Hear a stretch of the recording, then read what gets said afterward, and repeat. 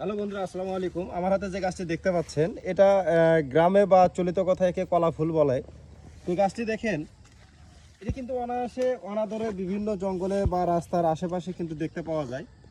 এই গাছটির ভিতরে রয়েছে বর্তমান মানব দেহের সবচেয়ে ক্ষতিকর একটা রোগ, যেটাকে বলা হয় ডায়াবেটিক্স কিংবা বহুমূত্র বা সমরোগ।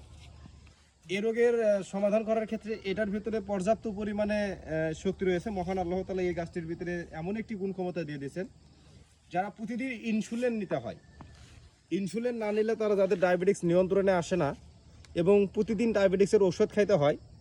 তো আমি একজন আয়ুর্বেদিক চিকিৎসক হিসেবে আপনাদেরকে বলি, এই যে গাছটির এরকম করে একটা করে পাতা উঠাবেন, প্রতিদিন সকালবেলা একটা করে পাতার রস করে খাবেন। আপনাকে আশা করি আল্লাহর রহমত আপনাকে ইনসুলিন দিতে হবে না বা ডায়াবেটিক্সের ওষুধ খাইতে হবে না। তবে অবশ্যই আপনারা ট্রাই করে দেখতে পারেন। যদিও বা আপনাদের বাড়ির আশেপাশে বা আনাচে কানাচে বিভিন্ন জায়গায় গাছটি পাওয়া যায় এবং অনলাইনেও কিন্তু এই গাছটি বর্তমানে বহুত বিক্রিত একটি গাছ। এটা কিন্তু অনাদরে এখানে জঙ্গলের ভিতরে দেখেন, এই যে পুরোটা একটা জঙ্গল। তো জঙ্গলের ভিতরে আমরা আসছিলাম একটু মনে করেন যে মশামাছি খেলানোর জন্য।